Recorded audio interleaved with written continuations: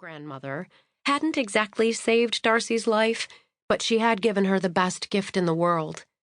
She'd made Darcy believe she was worthy of love, care, and respect. Darcy's parents didn't do so well at that.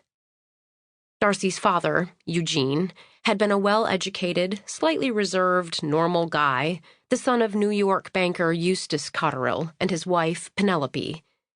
After graduating from Yale and starting work in the city, Eugene met Lala Benton and went right off the rails. The party-loving Lala was a glamorous, wild-haired bohemian, sexy and noisy and greedy and racy. Eugene was a man idly sailing on the calm waters of a sheltered harbor.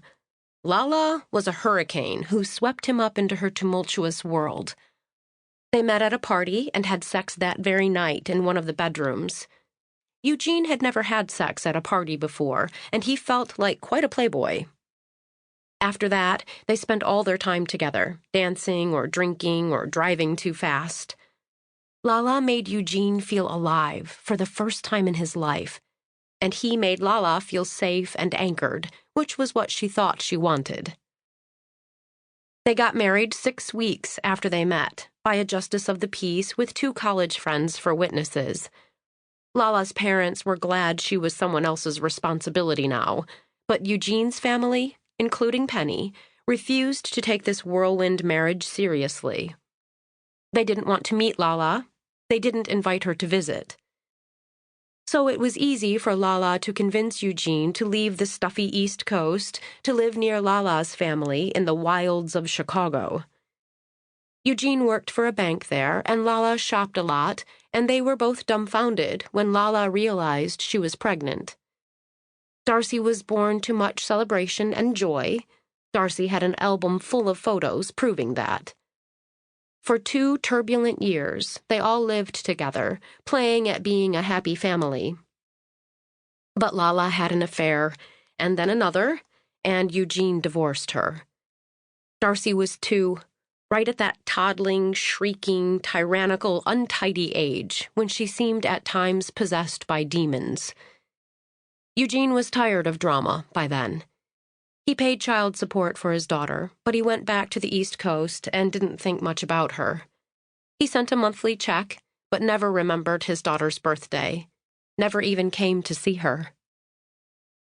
In the early years of her life, Darcy and Lala lived with Lala's mother and her family in the Chicago suburb of Highland Park. Darcy's maternal grandparents and aunts were glad to take care of her when Lala had a date, which was often, but they were a noisy, easily bored, boisterous bunch. They fought dramatically, throwing pots, weeping hysterically, yelling and stomping, and then sitting down together to watch the Drew Carey show. It was like living in a tornado, only occasionally being able to rest in the eye of the storm. As a child, Darcy slept in 3 different homes, and she seldom knew which one until she was dropped off at the front door. Her main home was with Lala and Lala's mother, Gwen, and overweight, grumbling father, Horace, who would not allow a cat in the house because of his allergies. Second, Darcy stayed with Lala's brother's ex-wife, Tracy, who also liked a good time and often went out to the movies or dancing or drinking with Lala, while Darcy slept on a cot in the attic. Third, Darcy stayed with Lala's sister Topaz, who was young and single and the most fun of the unruly family, because when she put on her makeup, she often made up Darcy's face, too.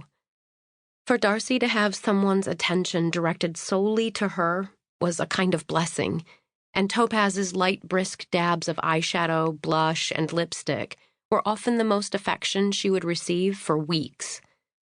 But Topaz worked as a bartender, and when Darcy was sent to her apartment for a few days, she spent most of her time alone. Topaz always gave her a bright purple air mattress to blow up for her bed and instructed Darcy to put it on the far side of Topaz's bedroom, so that if Topaz brought a friend home, they could use the couch in the living room. Topaz's theory was that her bed would block any noises she and her friend made in the living room. Topaz was wrong, but Darcy never complained. She was glad to have a place to sleep, and cookies and Diet Coke for breakfast.